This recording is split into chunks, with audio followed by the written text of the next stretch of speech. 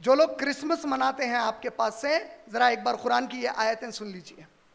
सूरह मरियम की आयत नंबर 88, 89, 90, 91, 88, 89, 90, 91। वक़ालु इत्तख़ज़र रहमान वलदा। और इन लोगों ने कहा, किन लोगों ने? वलद दालीन वालों ने कहा, वलद दालीन वालों ने कहा कि रहमान को एक बेटा पैदा हो गया। नऊज़ बिल्लाहि मिन ज़ालिक। वक़ालु इत्तख़ज़र रहमान वलदा लक़द जिअतुम शैअन इद्दा। मेरी बहनें जो कॉलेजों को जाते हैं और अपने फ्रेंड्स को खुश करने हैप्पी क्रिसमस बोलते हैं, जो मेरे भाई जाते हैं खुश करने हैप्पी क्रिसमस बोलते हैं, सुनिए आप जो किताब पढ़ते हैं, ये किताब में अल्लाह ने क्या कहा है?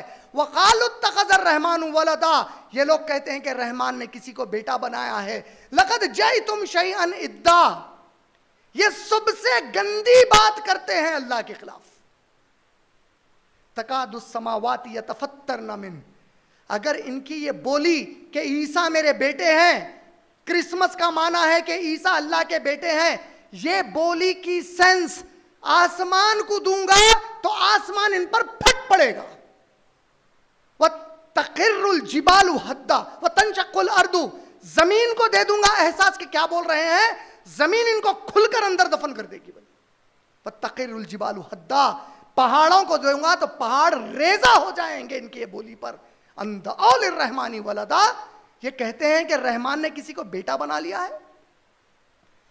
हमारे पास हैप्पी क्रिसमस बोलने की दलील क्या है मालूम?